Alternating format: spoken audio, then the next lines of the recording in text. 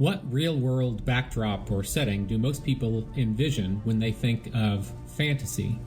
Usually it's castles, knights, lords, stone-walled cities, and so on. Most fantasy role-players have a version of the Middle Ages, especially the High Middle Ages, as their default state. I think we do this largely out of habit, and partially because we have trouble grasping a society that lacks so much of the dominating infrastructure that we swim in, like overarching governments, litigiousness, order, and so forth. That's all fine, of course, but we have a swath of largely untapped intermediary stages in between the Neolithic Age and the High Middle Ages that offers a rich, otherworldly, pre-modern feeling which is sorely neglected. So relying on a little knowledge and a lot of rumination and postulation, I'll explore here a picture of the societal evolution to show the fertile realms where a fantasy setting can thrive without any kingdoms, cities, money, or nobles. Stone castles, walls, ironclad armies, and crowned kings did not appear overnight, nor without very good reason. Why did people labor to build and maintain walls around a city? Why were there even cities in the first place? Where did the notions of knights, peasants, kings, and taxes all come from? As I'm discussing here, there are many elements, but if I had to pick a single answer, it's violence, a perceived danger so real and overwhelming that the people adopted massive societal changes. So let's glance at what we know about the first scattered sprouts of civilization. The Neolithic Revolution, planting, crops, keeping livestock. Once people move from a Stone Age hunter and gatherer to farmer society, life becomes much more stable and populations rise. Imagine a land with communities just between 30 or 60 people who, for the first time probably, can remain in the same place for many years because the food is dependably at the back door. There's still a fear of famine, drought, blight, and monsters in the world, but infant survival and lifespans have increased. No one pretends to own the region. People establish villages and homesteads where they will, but there's no notion of crossing into another nation because nothing like nations or kingdoms exist. In fact, there are no other peoples to be found in this land. Most of the people are related to each other by blood, all at least by marriage somewhere. Neighboring villages, between 2 and 5 miles away, will also have many of their relations. The common tradition has the mid-teen years as an acceptable age for marriage. While a pair may have endured some disapproval for one reason or the other, by and large, youths are permitted to wed of their own accord. No one at this stage has the notion of dowries or of selling one's daughter for any gain. These people are, by our viewpoint, exceedingly superstitious. The world is vast, unknown, and unstable. They're convinced that different gods and spirits affect their lives, and fear angering those beings lest monsters attack or starvation strangle them. Remember, they literally have no idea what's just 100 miles away, and they rely on legends to inform their worldviews, legends that they take as real. While certainly more secure than in the Stone Age hunter-gatherer days, life is still focused on food, shelter, and safety. Everyone has to work for the good of the village, their family, a deeply enmeshed group of people bound together by blood, marriage, and toil. So only rarely will there be large-scale tensions developing between villages that erupt into actual violence at this stage. There are no laws in any formal sense, and certainly not in any written one, since writing does not yet exist.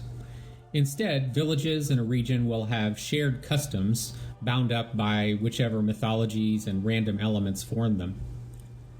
These are all commonly accepted rules of life, using the most elementary thinking. If an issue is ever in need of adjudication, each village would have a small number of elders, respected grandparents, to make such a judgment. Crimes of magnitude would be rare, I believe, for people here are so deeply enmeshed with their villages, their relatives, their lifelong friends, that the notion of being shamed by, or even expelled from, their village would be horrifying. But surely heinous crimes would occasionally occur, and inevitably grave punishments would have to be handed out.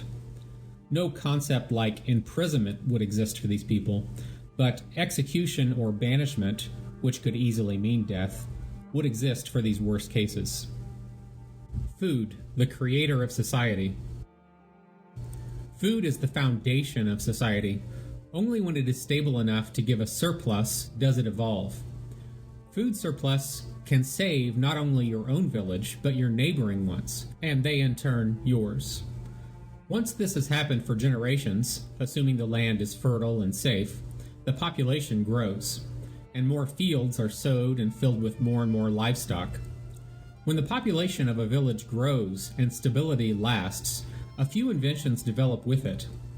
Our minds naturally want to jump into the Bronze and Iron Ages from here, but remember that the remarkable discovery of ore and smelting and smithies doesn't have to follow for many thousands of years in a culture that is truly isolated from others who already have it.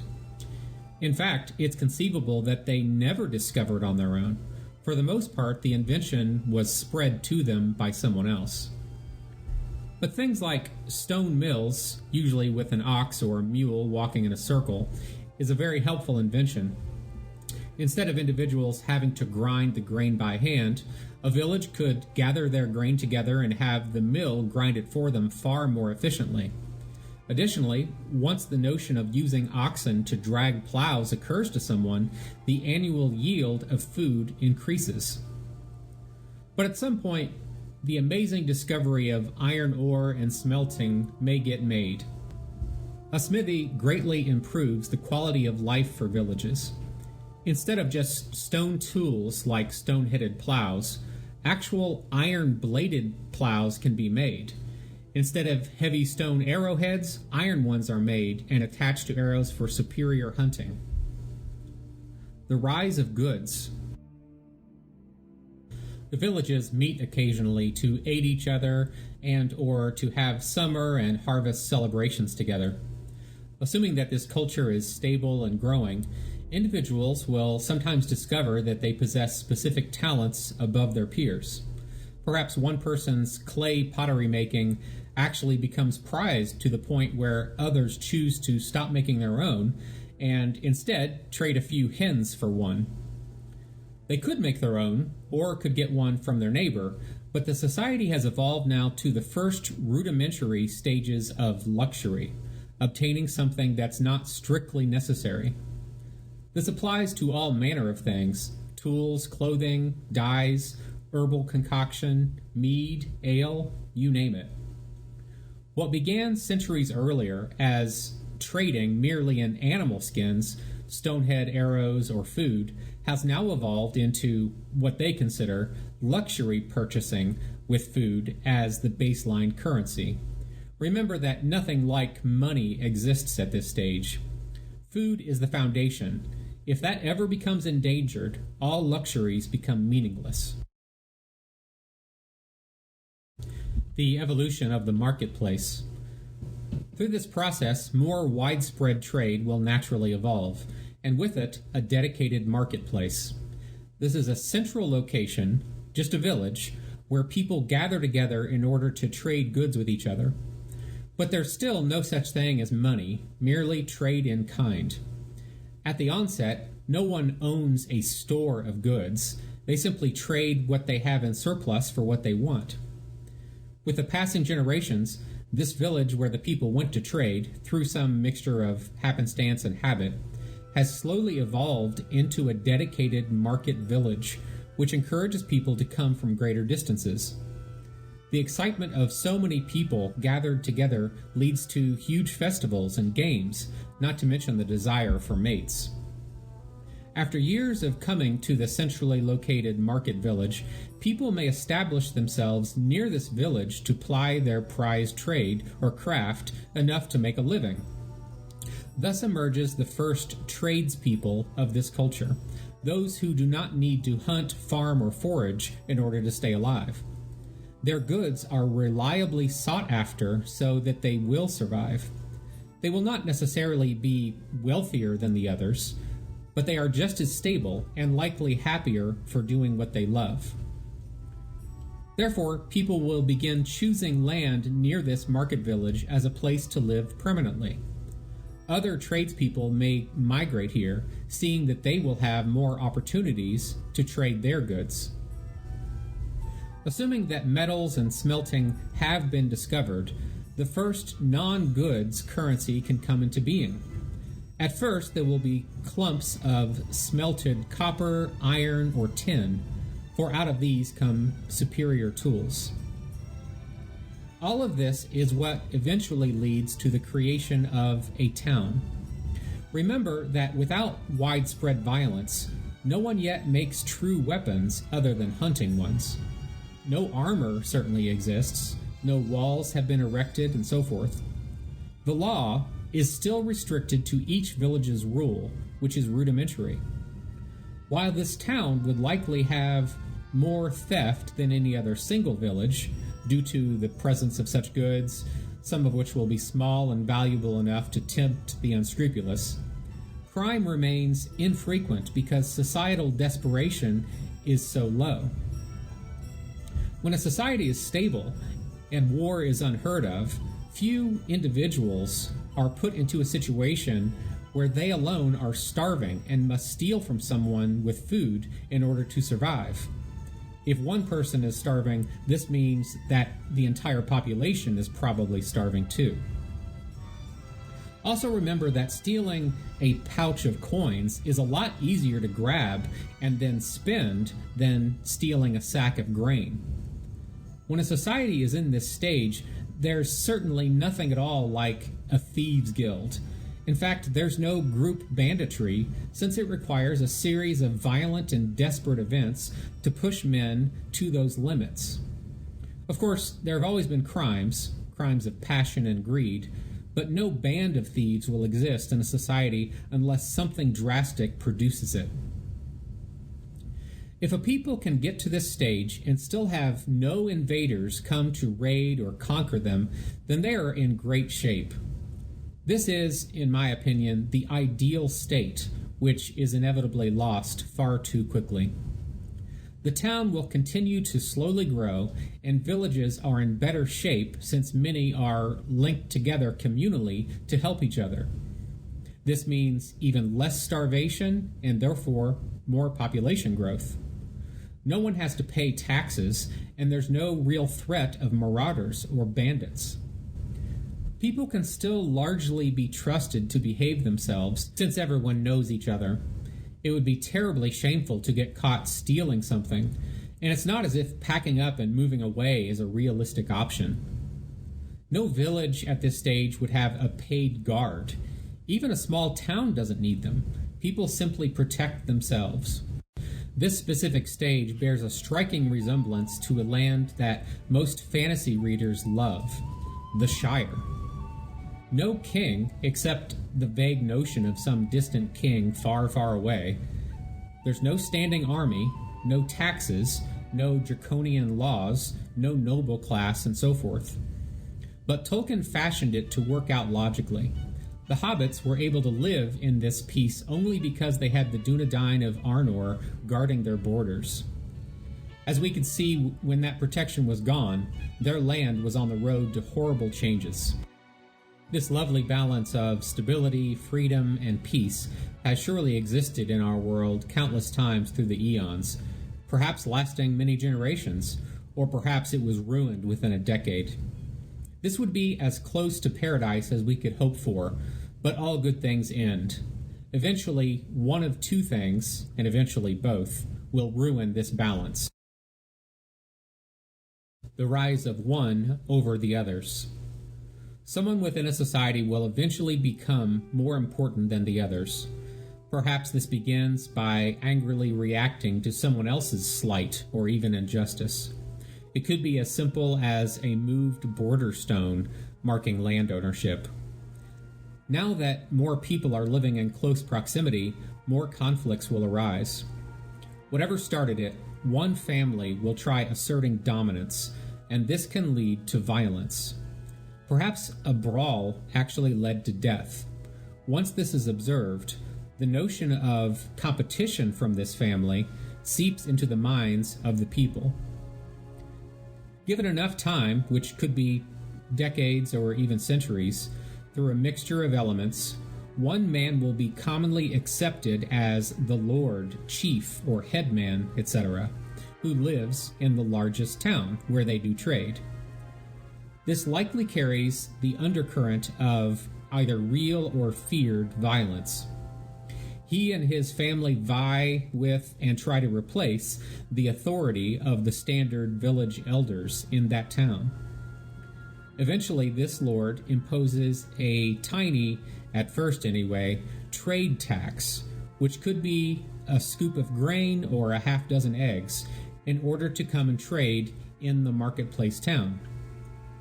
This would be used to justify building wooden walls and eventually establishing the first market guards if thieving has repeatedly occurred. Given time, this lord and family becomes known in a radius as important and influential. Past the generations in this fashion, maybe even centuries, if the population continues to thrive, it will of course spread out and develop more towns because of trade. And the lord, a descendant of the original lord, has extended his dominance to the other towns. How much control and authority does this lord have? Hardly any by our standards. The lord is not someone that people must run to in order to make decisions or ask permissions to do things in their village. Any lord at this stage who attempted to assert that kind of control would find that the population would quickly oust him. The lord's family is the one that has more authority than anyone else in the towns, but their authority doesn't bleed over into personal and village life. Remember that at this stage, there's no army, there's no officials or officers or nobles. Aside from their tiny tax on trade in the towns, these lords, unless they're aggressive bullies, control nothing, and attempting to strong-arm people can quickly backfire on them. Villagers here don't consider themselves to be part of a nation or a civilization at all. I easily, naturally think of myself as being in Indiana in the USA. But while of course each village has a name, these villages simply think, this is our home and those around us are our neighbors. The lords and chiefs of the trading towns are known to them, but going to trade is just a small element of their lives, making those lords virtually irrelevant to most of them. 99% of the people are still living as they have for thousands of years, gathering food, creating and maintaining stability, and procreating. Violence from outsiders. Of course, everything that I've described so far assumes that this culture has not been infiltrated by another, very different one, which has already societally evolved past theirs. In our role-playing games, we can explain this by saying that the world is vast, many times the size of our own, or perhaps even endless.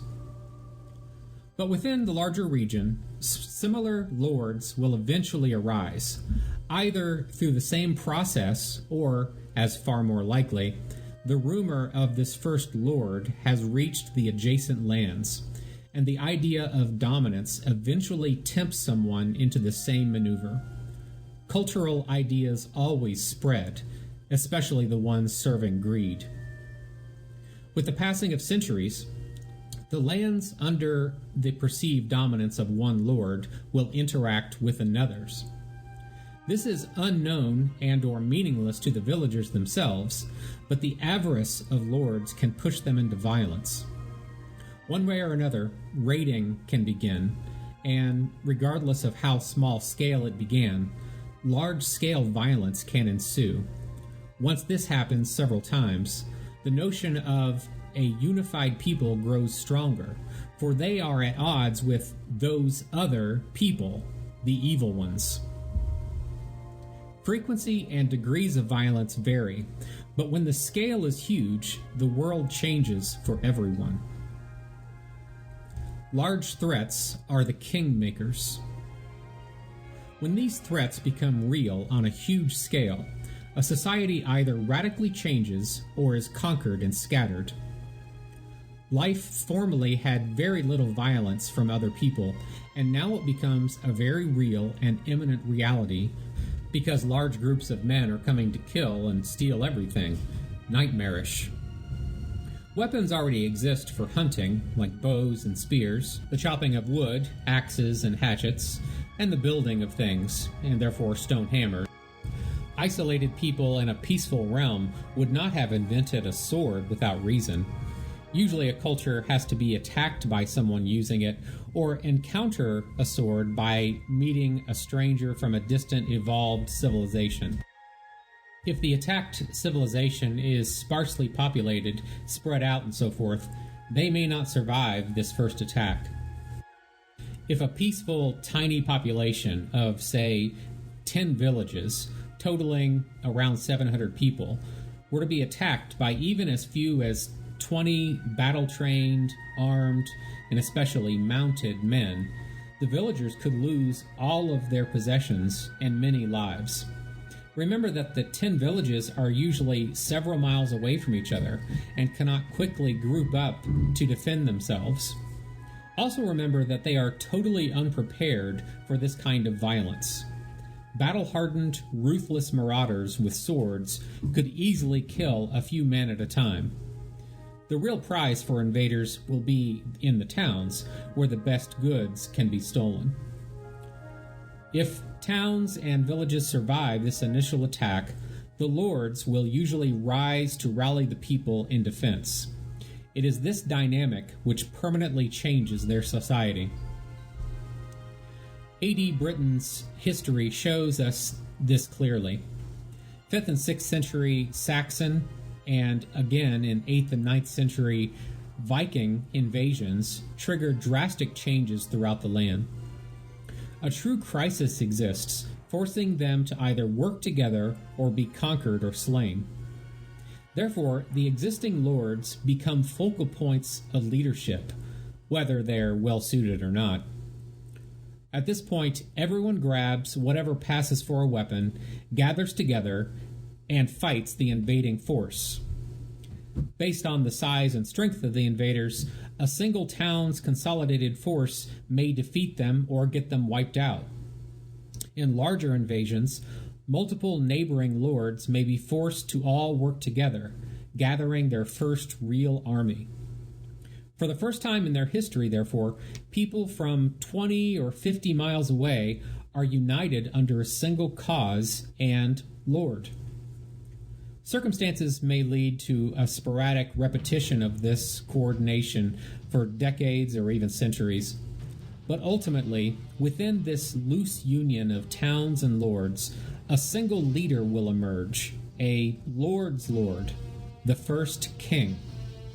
Note that this will only evolve if the threats of major violence, real or imagined, is pressing for the population. The natural state is for people to have their village life and autonomy, but if people believe that a king, along with the taxations, etc., which accompany him, is really needed to stay alive, they'll accept it.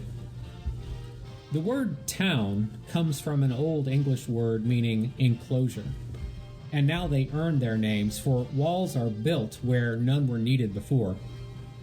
Once this occurs, the town's power, and in tandem the king's, grows, both practically and symbolically.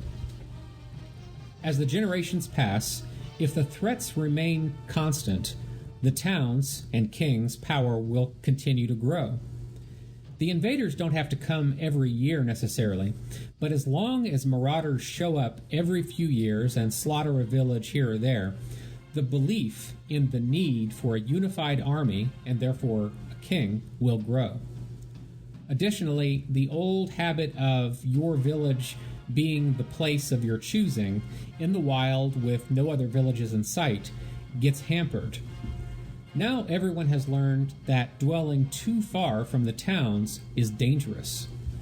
Therefore, as the threats rise, people, starting with survivors from destroyed villages, will relocate nearer to the walled towns, for this has become the only real hope in these desperate times.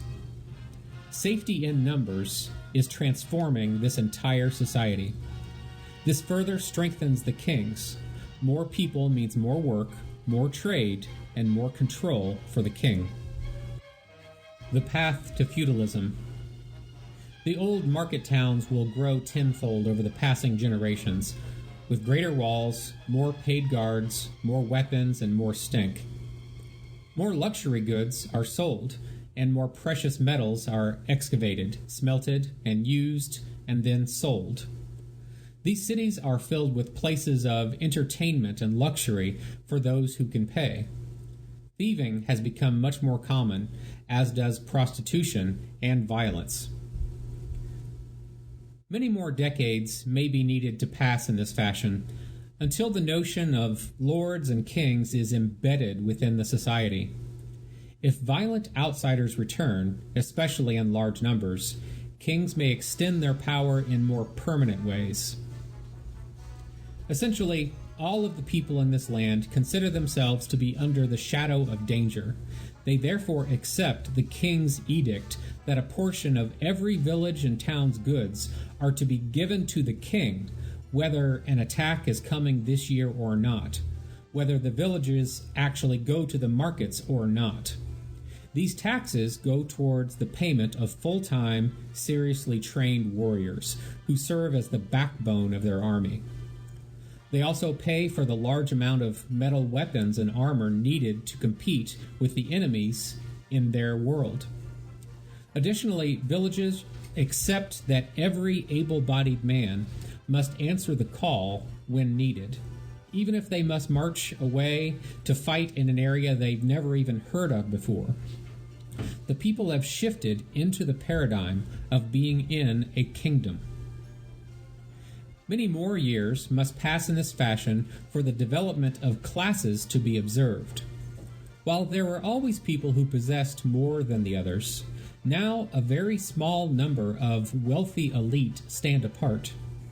These are commonly blood relatives of the king, or rich merchant families who have grown significantly more wealthy by virtue of trade in the cities, or warrior families who distinguish themselves as superb victors of the battlefield. Under the new social structure, these nobles are treated with deference by the commoners. As time passes, the distance grows ever greater, culminating in their legal superiority over the peasants.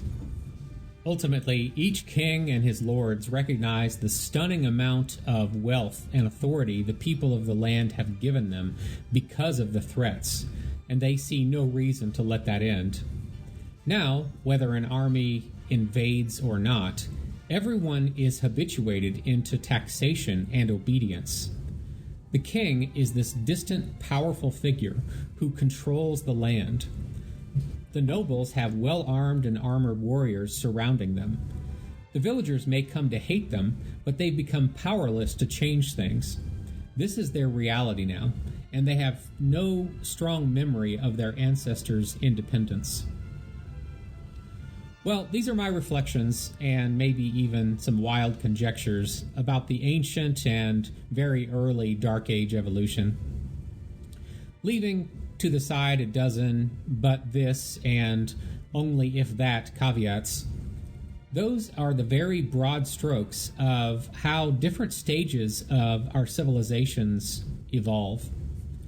Role players can use this to our advantage to create settings within those lost eras without defaulting to kingdoms, as is our habit. We can choose any era and still enjoy a pre-modern world. In fact, why don't we commonly play in Neolithic periods? And what's wrong with an entire continent of just hunter-gatherers? Or just extremely Spartanly populated lands? All of these options are on the table for us, and they can be logically coherent by having stuck a pin on the evolutionary timeline someplace other than in the high medieval setting. I think this offers us some rich elements. Just one example, think of all the times that a king or some powerful noble brought in the PCs with the I've got a job for you that's very dangerous, all while surrounded by their 20 plate-clad warriors. Do they really need us? But think of a land with no king, no warlord, or no armies whatsoever. Now, who is going to take care of the strange night beasts attacking those villages? You. It has to be you, because there is simply no one else to do it. For a host of other reasons, we can have new and interesting campaigns when the land has no king or warlord who is or should be taking care of the problems. The PCs have no one to turn to for help, no stable fortress of supplies and warriors. Using a more primitive setting puts the focus more heavily on the actions of the PCs, and I think this strengthens their feeling of relevance in that world.